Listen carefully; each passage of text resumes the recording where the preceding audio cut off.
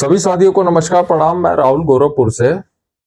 इस समय समस्त देशवासियों की निगाहें बिहार राज्य के विधानसभा चुनाव पर है और होनी भी चाहिए, क्योंकि ऐसा कहा जाता है कि दिल्ली की सरकार बनवाने में उत्तर प्रदेश और बिहार राज्य का बहुत बड़ा भूमिका भी रहता है।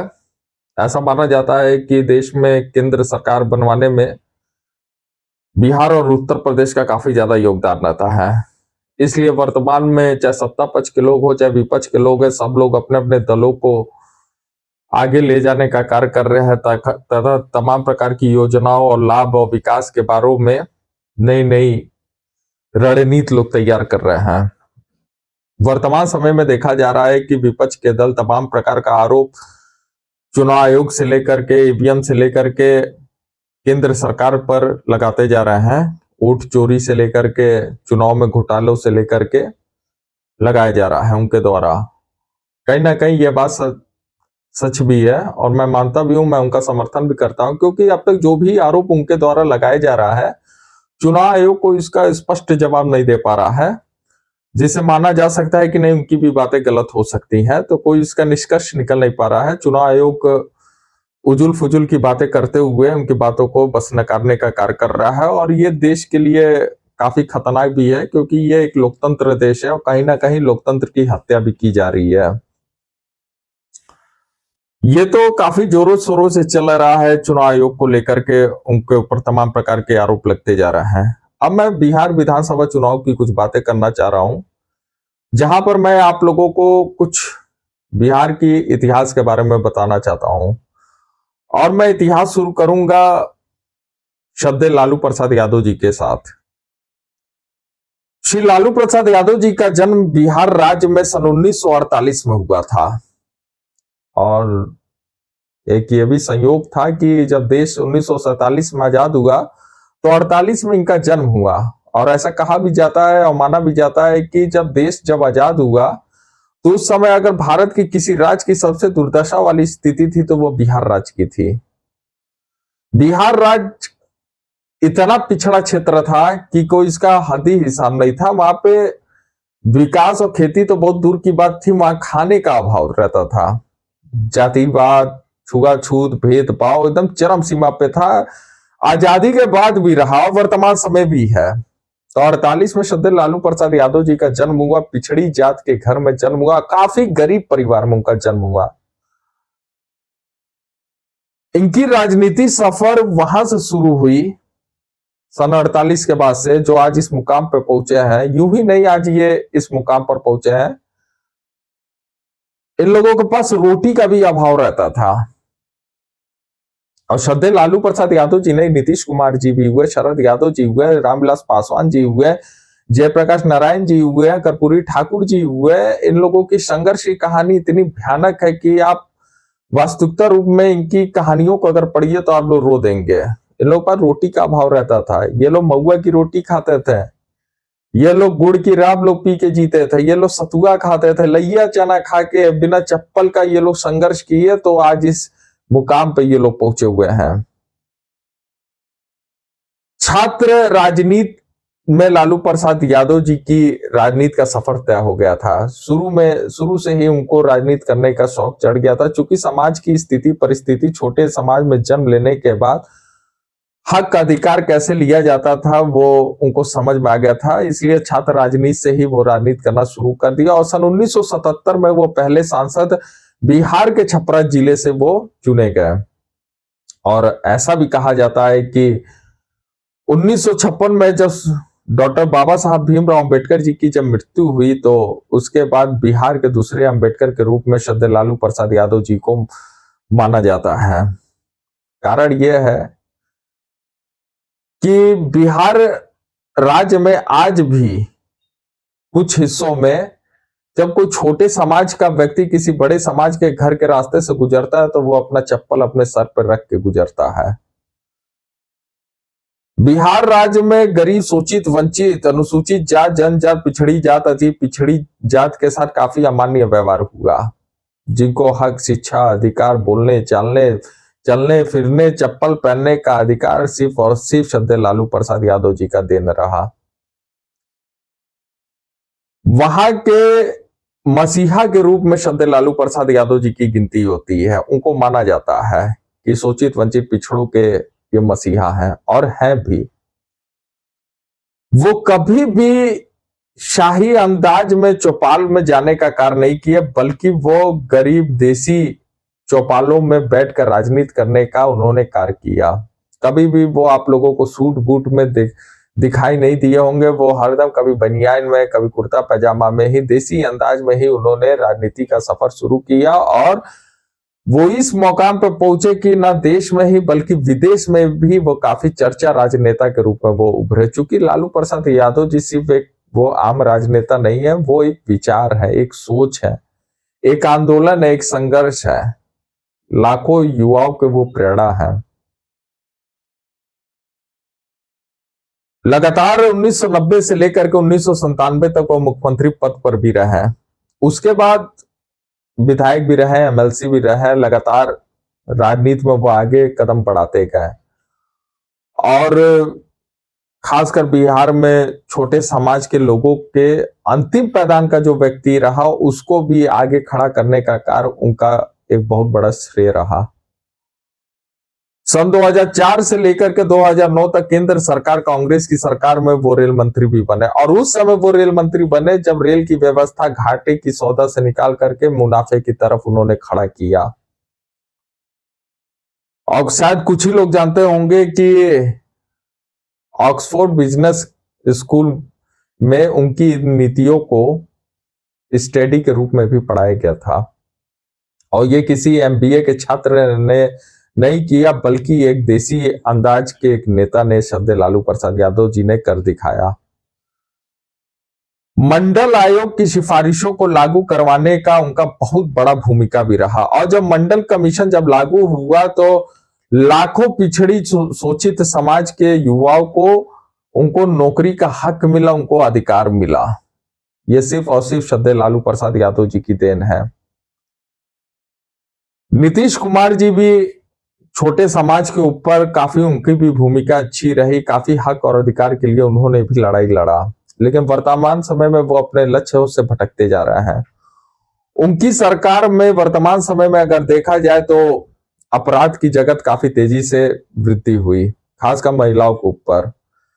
महिलाओं के ऊपर काफी तेजी से महिलाओं को प्रताड़ित किया जा रहा है, जहां पर महिलाओं की संख्या में काफी वृद्धि हुई।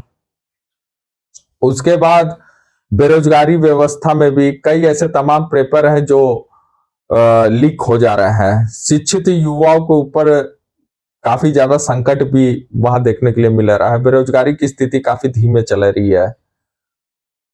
शौचालय घोटाला से लेकर के तमाम प्रकार की घोटाला, जैसे बच्चों की छात्रवृत्ति की घोटाला, तमाम प्रकार के आरोप नीतीश सरकार में भी देखने को मिल रहा है। श्रद्धेय रामविलास पासवान जी भी शोषित वंचित समाज के लिए बहुत कुछ उन्होंने भी किया। सन 1990 में SC/ST एक्ट लाने का कार्य उन्होंने किया था। तो ऐसा कहा जा सकता है कि ये लोग एक महापुरुष के रूप में इन लोगों का जन्म हुआ था, जो आज इन्होंने ये सब दे दी। 90 में ऐसा हुआ। जयप्रकाश नारायण जी का भी बहुत बड़ा सहयोग रहा, कर्पूरी ठाकुर जी का भी बहुत बड़ा सहयोग रहा। कुल मिला जुला के ये लोग बिहार के धरती के ये लोग महापुरुष के रूप में ये लोग उभरने का कार्य किया। आज लालू प्रसाद यादव जी के ही पुत्र तेजस्वी यादव, जो कि एकदम एक ही रूप में देखा जाए तो वही सोच, वही खून, वही जोश, वही विकास की एक नई उम्मीद तेजस्वी यादव जी हैं, जो बिहार के लाखों युवाओं की एक उम्मीद बन के उभर रहे हैं। तेजस्वी यादव जी 10 लाख युवाओं को नौकरी देने का वादा कर दिया, और ये कोई उजुल फुजुल बातें नहीं है, क्योंकि वो विपक्ष दल में बैठते हुए भी 5 लाख फाइलें उन्होंने तैयार कर रखा। तो ऐसा उम्मीद किया जा सकता है जिस दिन उनकी सरकार आती है तो उस दिन वो नौकरी देने का वो कार्य करेंगे।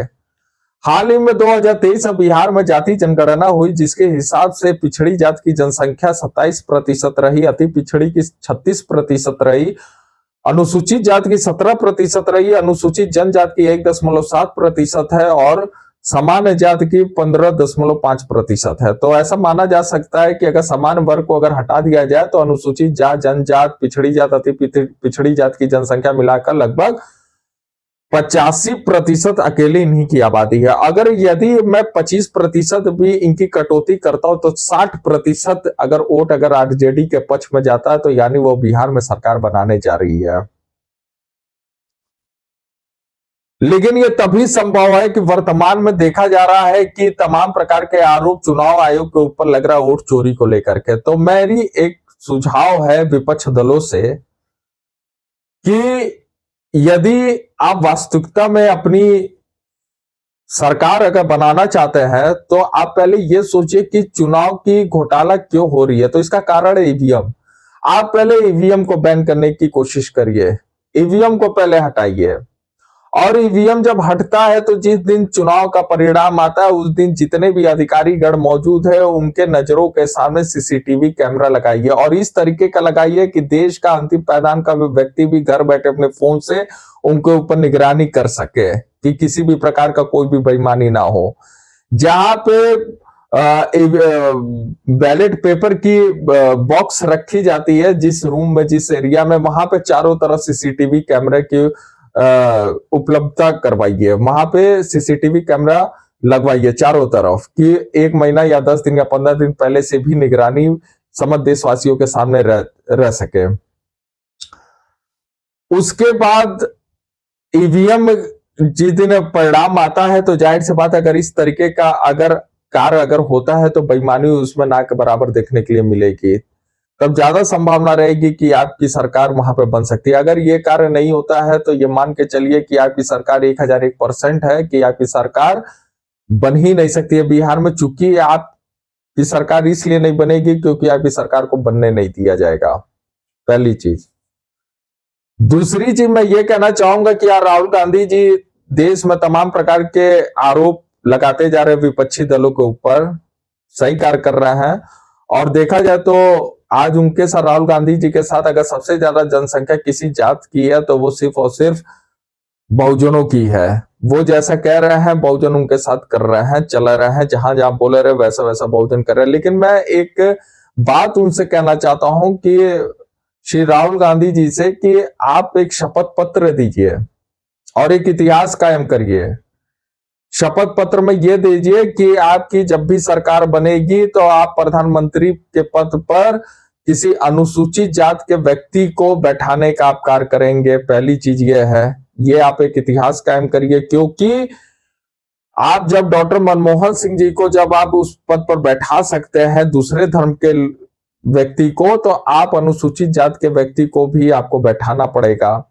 दूसरी चीज, मंत्रिमंडल में लगभग जिसकी जैसी जनसंख्या उसकी उतनी हिस्सेदारी, 85% आप अपने मंत्रिमंडल में बहुजनों को आप बैठाने का कार्य करिए, शेष 15% में आप दूसरे लोगों को बैठाइए। ठीक राज्य के भी विधानसभा में मैं कहना चाहूंगा माननीय अखिलेश यादव जी को कि आप भी अपने मुख्यमंत्री पद पर किसी अनुसूचित जात के व्यक्ति को बैठाइए। मंत्रिमंडल में 85% आप बहुजनों को दीजिए, शेष 15% आप अन्य समाज को दीजिए, क्योंकि जिसकी जैसी जनसंख्या उसकी उतनी हिस्सेदारी। अगर आप लोग ये कार्य करने में सफल हुए तो मोस्ट वेलकम है 2027 के विधानसभा चुनाव में, 2029 के लोकसभा चुनाव में। अगर आप लोग ये कार्य करने में असफल रह रहे हैं तो ये माना जा सकता है कि दाल में कुछ काला या तो पूरी दाल ही काली है। अगर आपकी सरकार अगर बनती है तो ये करना तो असंभव तो है नहीं, ये तो आपके ऊपर निर्भर करता है कि आप करना चाहते हैं कि नहीं करना चाहते हैं, कि वरना आप भी इन लोगों को बेवकूफ बनाने का कार्य कर रहे हैं। क्योंकि बहुजनों को सदियों से बेवकूफ बनाने का कार्य किया गया, इनको दुधारू गाय समझ लिया गया कि जब तक इनके पास दूध है तब तक इनको निचोड़ लो, और निचोड़ कर जो भी मलाई बनती है वो अपने अपने घरों में रख लो। तो अब ऐसा नहीं होगा, देश की जनता समझ चुकी है। अब ये देश और ये आपकी सरकार यहाँ के बहुजनों के हिसाब से ही चलने वाली है, वरना नहीं चल सकती है। तीसरी चीज मैं यही कहना चाहूंगा बिहार वासियों से कि बिहार की राजनीति में आप ना जात देख करके वोट दीजिए ना धर्म देख के वोट दीजिए। हाँ, एक बात कहना चाहूंगा कि वहां के बहुजनों को कि आज जो भी स्थिति परिस्थिति आप लोगों की है, बहुत दयनीय स्थिति थी जिस समय श्रद्धेय लालू प्रसाद यादव जी संघर्ष कर रहे थे, और इस मुकाम पे लाने का कार्य सिर्फ और सिर्फ लालू प्रसाद यादव जी की रही है। तो आप लोगों से निवेदन है कि उनके साथ नमक हलाली का कार्य मत करिएगा। आज आपका समय आया है उनके नमक को अदा करने के लिए, इसलिए उनके नमक अदा करने का आप लोग कार्य करिएगा। एक चीज और, बिहार चुनाव में मैं देख रहा हूं कि तमाम प्रकार के नेता अब उभर रहे हैं नए नए, जैसे प्रशांत किशोर जी हैं। तो मैं अपने पहले बयान में मैं कह दिया था कि अरविंद केजरीवाल और प्रशांत किशोर जी एक ही पाठशाला के छात्र हैं। ये तब तक बिहार राज्य को विकास के क्षेत्रों में आगे ले जाएंगे जब तक वहां पे इनको कोई पद नहीं मिल जाएगा। ये तब तक बिहार को जापान, अमेरिका, कनाडा बनाएंगे जब तक ये मुख्यमंत्री नहीं बन जाएंगे। तो कृपया करके आप लोग इनके बातों में मत आइए, इनके जाल में मत फंसिए। अगर आप लोग फंसेंगे तो बहुत बुरा स्थिति और बहुत बुरा परिणाम बिहार राज्यों को मिलेगा। बहुत बहुत धन्यवाद। प्रणाम।